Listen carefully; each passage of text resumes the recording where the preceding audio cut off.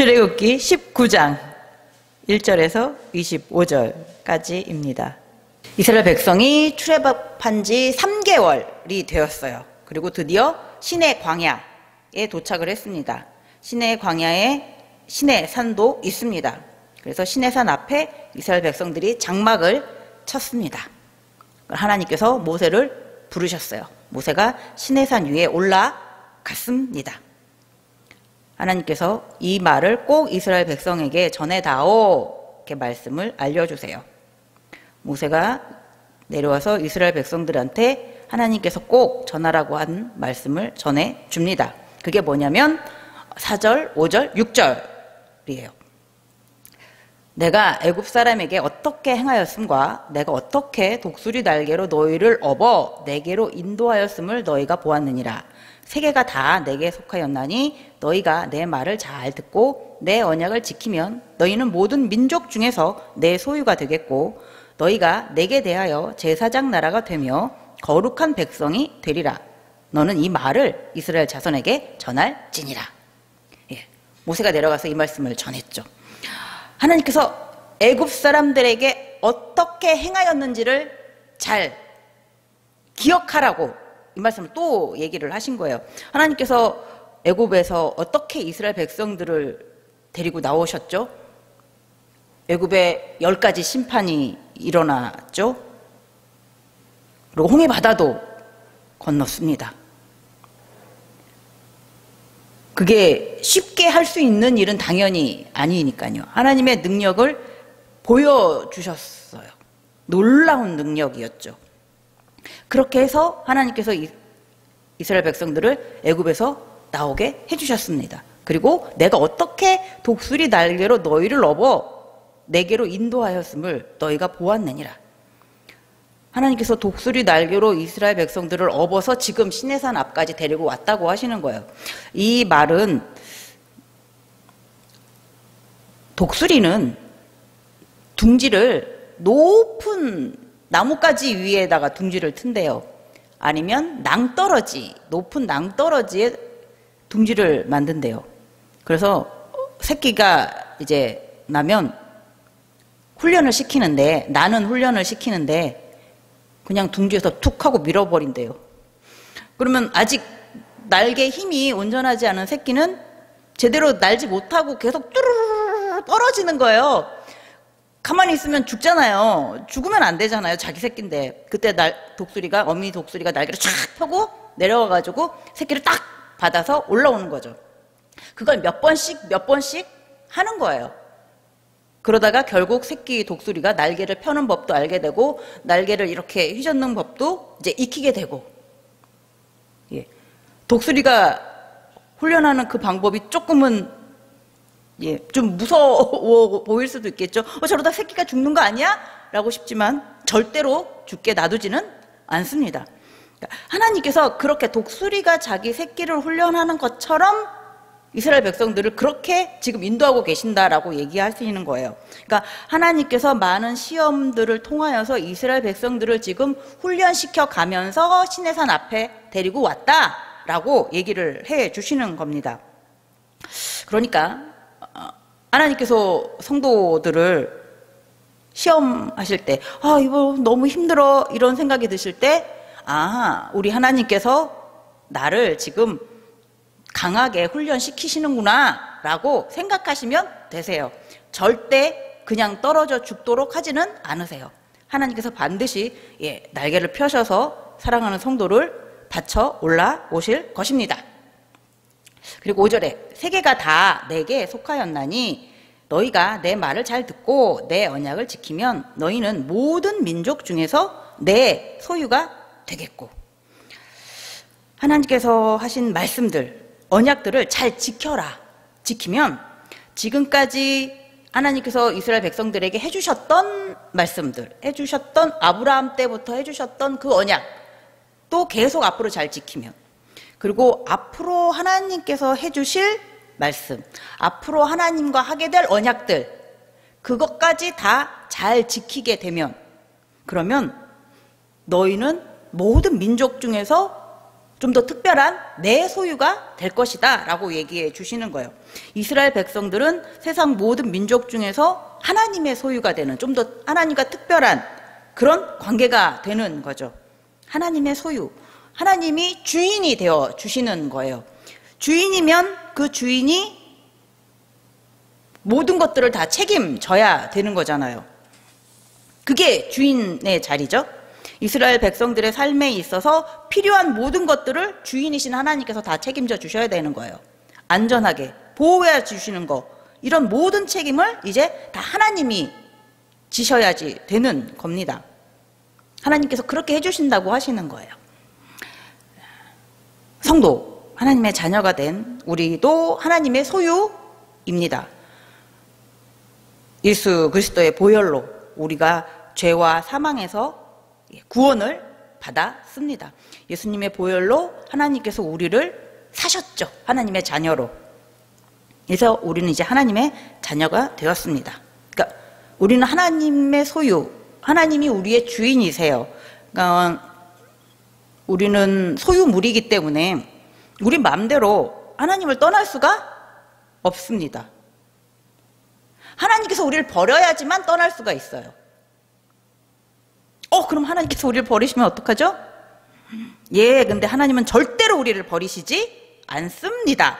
왜요? 독생자이신 예수 그리스도의 피로 우리를 사셨어요. 예수님께서 십자가에 피 흘려 죽으심으로 우리를 구원하셨어요. 그 예수 그리스도의 피가 헛되게 하지 않으시겠죠. 그렇기 때문에 절대로 우리를 버리시지는 않습니다. 그 말은 결국 우리는 절대로 하나님의 소유에서 떨어져 나갈 수가 없습니다. 우린 영원히 하나님의 소유예요. 그리고 출애굽기 19장 6절에 보면 너희가 내게 대하여 제사장 나라가 되며 거룩한 백성이 되리라. 너는 이 말을 이스라엘 자손에게 전할지니라. 우리 이스라엘 백성들이 제사장의 나라가 된다고 합니다. 제사장은 백성들의 죄를 대신해서 하나님 앞에 나아가서 제사 드린, 예배 드리는 일을 했던 사람들이 제사장이죠. 그리고 하나님의 말씀, 율법을 백성들한테 이제 가르쳐주는 일들을 했죠. 이런 제사장의 역할을 이스라엘 백성이 세계 모든 나라들의 제사장 역할을 하는 나라가 될 것이다 라고 해주세요. 세상에 있는 모든 나라에게 하나님의 살아계심을 증거하는 거죠. 하나님께서 어떻게 당신의 자녀를 구원하시는지를 증거하는 역할, 하나님의 말씀을 증거하는 역할, 이것을 이제 이스라엘 백성들이 하게 된다. 성도인 저희도 똑같이 하나님의 소유이고 하나님의 백성이니까 제사장의 역할을 감당해야 합니다. 아직 예수 그리스도를 믿지 않는 자들, 하나님의 살아계심을 믿지 않는 자들에게 그들의 구원을 위해서 기도하는 일을 성도가 해야죠. 먼저 하나님의 자녀가 되었기 때문에 하나님의 살아계심을, 예수 그리스도를 증거하는 이 제사장의 일을 먼저 그리스도인 된 우리가 성도가 해야 합니다.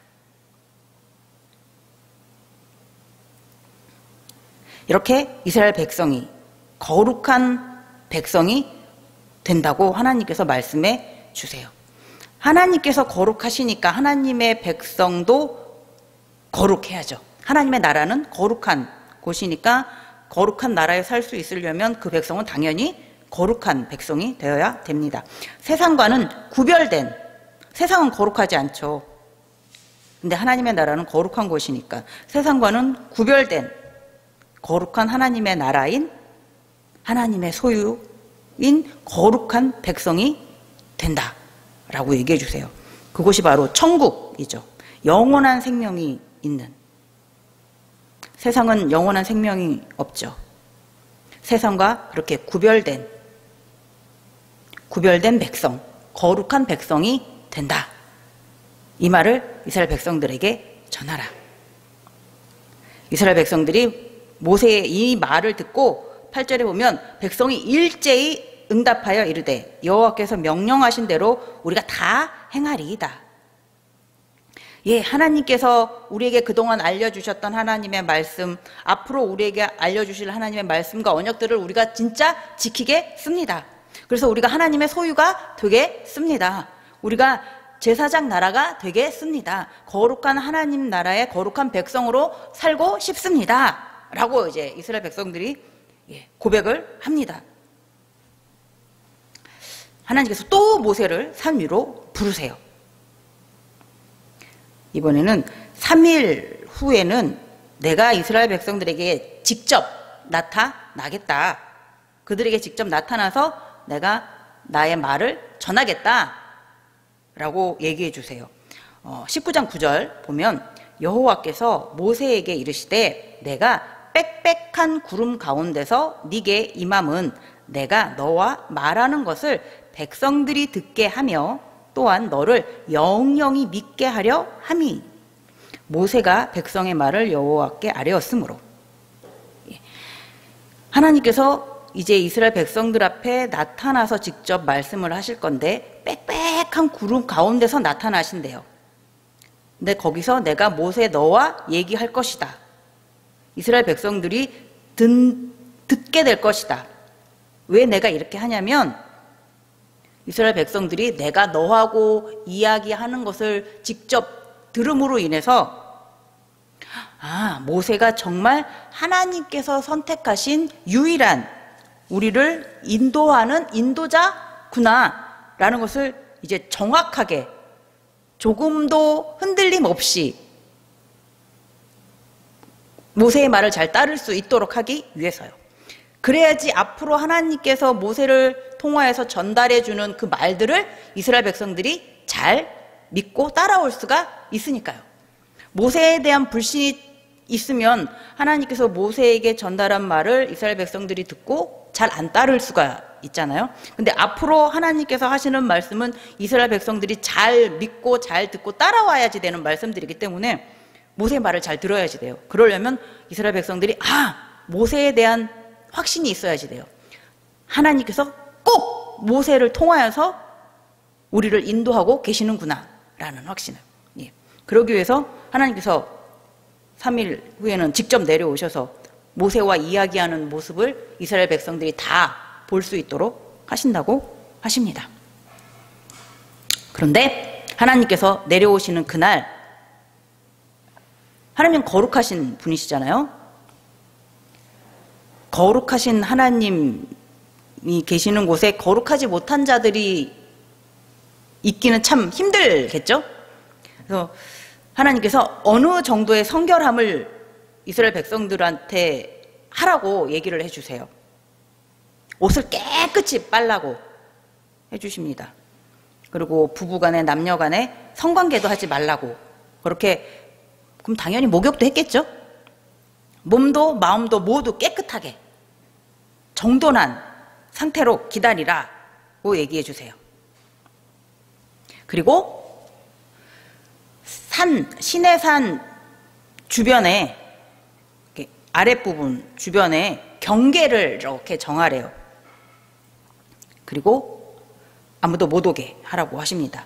19장 12절에 보면 너는 백성을 위하여 주위에 경계를 정하고 이르기를 너희는 삼가 산에 오르거나 그 경계를 침범하지 말지니 산을 침범하는 자는 반드시 죽임을 당할 것이라. 시내산, 하나님의 산이죠. 거룩한 땅. 저번에 봤을 때 출애굽기 3장 5절에서 모세가 처음 시내산에서 하나님을 배웠을 때도 하나님께서 그러셨죠. 이것은 거룩한 곳이니 신을 벗으라 라고 하나님께서 하셨죠. 하나님은 거룩하신 분이세요. 천지를 창조하신 전능하신 분이십니다. 당연히 그 존재에 대한 존중함이 있어야죠. 경외함이 있어야지 돼요. 귀하게 여김을 받으셔야지 되는 분이세요. 그런데 하나님이 계시는 그곳을 그냥 평범하게 생각하는 것, 대수롭지 않게 여기는 것은 옳지 않은 생각이고 행동이죠. 하나님의 거룩함을 무시하는 것. 그래서 그 경계선을 넘보는 자는 반드시 죽게 될 것이라고. 돌에 맞아 죽거나 화살에 맞아 죽게 될 것이라고 하세요. 그래서 경계선을 절대로 넘지 말라고 하나님께서 당부를 하십니다. 모세가 이 말을 다 내려와서 전해줬습니다. 그리고 셋째 날이 됐어요. 아침이 되었어요. 16절에 보니까 셋째 날 아침에 우레와 번개와 빽빽한 구름이 산 위에 있고 나팔 소리가 매우 크게 들리니 진중에 있는 모든 백성이 다 떨더라. 18절에는 시내산에 연기가 자욱하니 여호와께서 불 가운데서 거기 강림하심이라. 그 연기가 옹기가마 연기같이 떠오르고 온 산이 크게 진동하며. 시내산이 2280m 정도 된대요. 한라산이 1800m 정도잖아요. 그러니까 한라산보다 500m가 더 높은 거죠. 저 옛날에 졸업여행으로 한라산, 왜 자꾸 설악산이라고 그래? 한라산 올라가다가 날씨가 너무 안 좋아서 그냥 내려왔어요. 거기가 어느 정도 올라갔는지도 모르겠어요. 정말 비바람 속에서 겨우겨우 올라가는데 위험하다고 도저히 안 된다고 내려가라고 해서, 요즘처럼 길이 잘 되어 있지도 않을 때였기 때문에 잘 됐다 하고 그냥 막 내려왔습니다. 2280m 굉장히 높은 거예요. 제가 이게 어느 정도 높은지 실감이 안 났는데, 잠실에 있는 롯데타워가 555m래요. 그걸 4개를 위에다가 3개를 더 높인 거예요. 그 롯데타워가 지금 있는 거에 3개가 더 있다고 생각을 하시면 거의 2200m가 나와요. 그것도 또 조금 실감이 안 나시면 아파트를 제가 계산을 해봤어요. 보통 아파트 한 층이 한 3m 되지는 않겠어요? 이걸 계산해 보니까 아파트가 760층 정도 되면 시내산이랑 높이가 비슷한 거예요.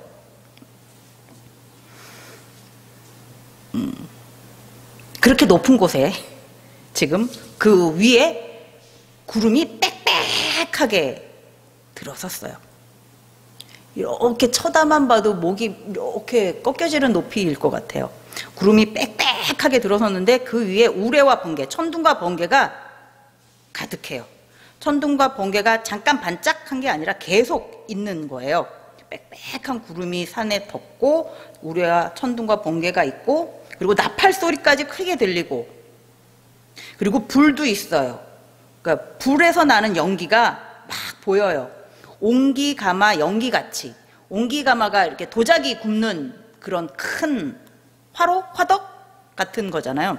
이게 1000도 이상이 되는, 그러니까 아주 굉장히 뜨거운 불에서 날 수 있는 연기가 거기 시내산 위에서 막 나는 거예요. 그리고 산이 막 진동을 합니다. 그 모습을 바로 산 밑에서 보고 있는 이스라엘 백성들이 어떤 느낌이 들까요? 일단 산의 높이, 그 웅장함에 놀랐을 텐데, 그 위에 구름이 빽빽한 거 또 한 번 놀랄 것이고, 우레와 번개 정말 놀라겠죠? 나팔 소리 더 놀라겠죠? 거기에 연기가 막 불꽃이 막 있어요. 더 놀라겠죠? 거기에 막 산이 막 진동을 합니다. 더 놀란 상태일 거예요. 거기에 플러스 그 큰 산을 이렇게 흔드시는 하나님, 진동하시는 하나님. 하나님은 이 큰 산보다 더 크신 분이시구나. 더 놀랍고 두려움을 느끼고 있었을 것입니다. 하나님께서 또 모세를 위로 올라오라고 부르세요. 모세가 올라갔습니다. 하나님께서 21절에 이렇게 말씀을 하세요. 여호와께서 모세에게 이르시되 내려가서 백성을 경고하라. 백성이 밀고 들어와 나 여호와께로 와서 보려고 하다가 많이 죽을까 하노라. 하나님께서 또 경고를 하시는 거예요. 이스라엘 백성들 저 경계선 넘어올 수도 있으니까 못 오게 해라. 그 말씀을 또 하시는 거예요. 근데 저는 처음에 생각을 해봤을 때 누가 저기를 올라가라고 생각을 할까라는 생각이 들었어요. 2280m여나 되는 큰 산 위에 구름이 가득하고 우레와 번개가 있고 나팔 소리가 엄청 크게 들리고 진동을 하고 불이 막 활활 타서 연기가 막 저렇게 피어오르는 저 산을 과연 누가 올라갈까라는 생각을 할까? 하나님께서 왜 이걸 이렇게까지 또 말씀을 하시지? 라는 생각을 처음에는 저는 했어요. 과연 그렇게 어리석은 사람이 있을까? 저 무섭고 떨릴 텐데 저기를 누가 가려고 할까? 근데 하나님께서 괜히 걱정하시면서 이 말씀을 또 하시는 분은 아니실 거예요. 누군가 한두 사람 정도는 그 경계선을 넘어가고 싶은 생각은 넘어가서 진짜 모세가 만나고 있는 하나님은 어떤 분인가를 자기도 직접 한번 보고 싶다라는 생각을 한 사람이 어쩌면 한두 명 정도는 있을 수도 있었겠구나라는 생각이 들었어요. 창세기 3장 6절을 보시면 아시죠? 여자가 그 나무를 본즉 먹음직도 하고 보암직도 하고 지혜롭게 할 만큼 탐스럽기도 한 나무인지라. 여자가 그 열매를 따먹고 자기와 함께 있는 남편에게도 주매 그도 먹은지라. 아시죠? 여기서 여자는 하와고 남자는 아담이에요. 먹지 말라고 한 그 열매는 선악과이고, 하나님께서 동산에 있는 모든 실과는 먹어도 되지만 중앙에 있는 이 선악과만큼은 먹지 말아라 라고 말씀하셨어요. 먹으면 반드시 죽으리라 라고 하나님께서 말씀하셨지만 아담과 하와는 선악과를 먹었습니다. 하나님께서 이 경계선을 절대로 넘지 말라고, 넘으면 돌과 화살에 맞아 죽을 수도 있다고, 사람이든지 짐승이든지 정말 죽을 수 있다고 하나님께서 말씀을 하셨는데도 어느 누군가는 넘어올 수 있는 사람이 있었을 겁니다. 그러니까 하나님께서 이렇게 또 말씀을 하시는 거겠죠. 그래서 모세가 내려가서 하나님의 이 경고의 말씀을 다시 이스라엘 백성들에게 전하고 모세는 또 산에 올라갔어요. 세상에 있는 많은 사람들은 이 하나님의 영역, 신의 영역에 대해서 굉장히 궁금해합니다. 그런데 궁금해는 하지만 이 하나님을 존중하고 정말 나의 하나님으로 섬기려고 하지는 않아요. 그 신의 영역, 신의 능력에 오히려 도전해보고 싶어 하죠. 그래서 사람 자신의 노력, 막 연구 이런 것을 통하여서 신의 영역을 정복하려고 생각을 합니다. 그래서 지구를 많이 막 개발을 해왔고 이제는 우주를 개척해가고 있죠. 그리고 가장 섬세한 우주, 인간, 그쵸? 이제는 인간의 생명을 주관하려고 사람들이 노력하고 연구하고 있습니다. 그리고 천국도 인간의 노력으로 갈 수 있다라고 생각을 합니다. 이 세상에서 착하게 살면 당연히 천국 가야지 라고 사람들은 말을 해요. 천국이 좋은 곳이라는 것은 인정을 하죠. 그래서 가고 싶어 하죠. 그럼 어떻게 하면 천국에 갈까? 그치, 착하게 살아야지 천국 가겠지 라고 사람들은 그렇게 생각을 해요. 천국의 주인이 누구신데요? 하나님이신데 천국의 주인의 말은 안 듣고 그냥 자기들끼리 생각을 해서, 세상 사람들 자기들끼리 생각해서 착하게 살면 갈 수 있다라고 말들을 해요. 천국에 들어가려면 천국의 주인이신 하나님의 뜻을 당연히 따라야죠. 그런데 세상 사람들은 천국의 주인이신 하나님의 뜻은 무시하죠. 그리고 세상 사람들의 자기 생각대로만 갈 수 있다, 이렇게 주장을 합니다. 그래서 우리가 아닙니다. 예수 그리스도를 믿어야지만 천국 갈 수 있습니다. 라고 말을 하면 오히려 기독교인들은 이기적이야. 라고 우리를 비난해요. 아이, 뭐 하나님은 사랑이라면서 사랑이 없어. 착하게 살면 다 천국 보내야지. 그렇죠? 오히려 저희들한테 그렇게 비난을 합니다. 천국의 주인이신 하나님의 뜻을 무시한 사람들은 본인들인데, 천국은 거룩하신 하나님이 계시는 거룩한 곳이에요. 거룩한 자.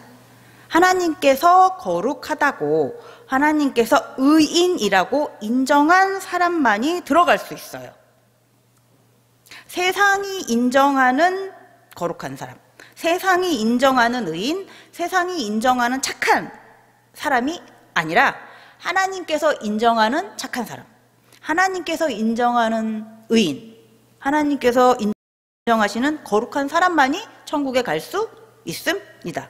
천국의 주인은 하나님이시니까요. 로마서 3장 20절에 그러므로 율법의 행위로 그의 앞에 의롭다 하심을 얻을 육체가 없나니 율법으로는 죄를 깨달음이니라. 사람들은 스스로의 노력으로 완전한 선, 완전하게 의롭게 할 수 있다라고 말을 합니다. 하지만 인간의 노력으로는 완전한 선, 완전한 의를 이룰 수는 없습니다. 예수 그리스도를 믿는 자만이 죄와 사망에서 해방될 수 있어요. 그래서 의를 이룰 수 있습니다. 하나님의 자녀로 거듭날 수 있어요. 하나님의 자녀로 거듭나면 우리 아버지신 하나님이 계시는 천국에서 같이 살 수 있게 되는 것이죠. 예수 그리스도를 믿는 자, 하나님의 자녀로 거듭난 자가 거룩한 백성이 되어서 거룩하신 하나님이 계신 천국에서 살 수 있습니다. 예, 성도, 우리는 예수님의 은혜로 거룩한 백성이 되었어요. 하나님의 소유가 되었습니다. 매일매일 감사와 찬양을 드려야 하는 너무나 귀한 은혜입니다.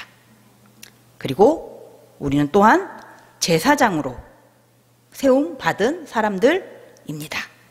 베드로전서 2장 9절에 보니까 그러나 너희는 택하신 족속이요 왕같은 제사장들이요 거룩한 나라요 그의 소유가 된 백성이니 이는 너희를 어두운 데서 불러내어 그의 기이한 빛에 들어가게 하신 이의 아름다운 덕을 선포하게 하려 하심이라. 하나님께서 이스라엘 백성을 제사장 나라 먼저 삼아 주셨어요. 그래서 하나님의 구원의 계획이 세상에 전파되었어요. 저희들에게까지 전파되었습니다.